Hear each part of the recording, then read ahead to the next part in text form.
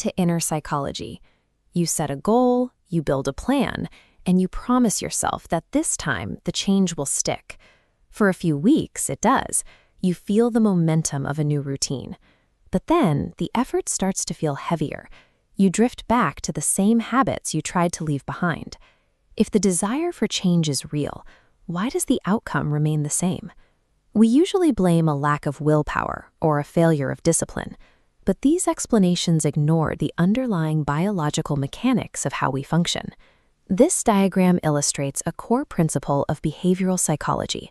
While you may reach for a high target line, your goal, your behavior eventually settles at your foundational block, your identity. You don't rise to your goals, you fall to the level of who you believe you are. Attempting to change what you do without changing how you see yourself creates a structural conflict. When your actions contradict your identity, your brain will eventually force your behavior back into alignment with your old self. Your brain prioritizes psychological consistency over personal progress. It is optimized for predictability, which creates several internal barriers to change. The first barrier is familiarity. To your nervous system, a known discomfort feels safer than an unknown benefit. Even if your current habits are unproductive, they are predictable, and your brain will choose that certainty over the stress of the unknown. Next is the need for identity consistency. Your subconscious constantly monitors your actions to ensure they match your internal script. If you hold a belief that you are someone who struggles with follow-through, your brain will produce the behaviors that prove that belief true. This creates cognitive dissonance, the mental strain that occurs when your actions and beliefs don't align. To resolve this tension, it's easier for the brain to stop the new behavior than it is to update the old belief. Because your biology is wired for survival through stability, it treats significant personal growth as a disruption. If a new habit threatens your established self-image, your brain treats it as a neurological error that needs to be corrected. External factors also play a role in maintaining the status quo, starting with how we use motivation.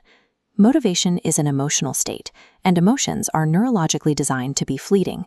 Relying on an emotional spike to drive long-term change is structurally flawed. Once the feeling fades, the drive for action disappears with it. Then there is your environment. Your physical surroundings and social circles act as anchors for your current identity. It is difficult to sustain a new behavior when every external trigger in your life is still signaling you to perform your old ones. This creates the behavioral relapse loop. It begins with a sense of deep frustration. That triggers a desire to change, leading to short-term action.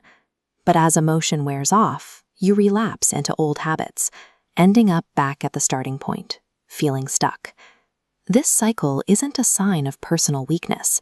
It is the result of a closed neurological loop. Escaping it requires shifting focus from the behavior to the identity that generates it. Lasting change requires a shift in focus. Instead of concentrating on what you want to achieve, you must concentrate on who you want to become. This starts with the language you use to describe yourself.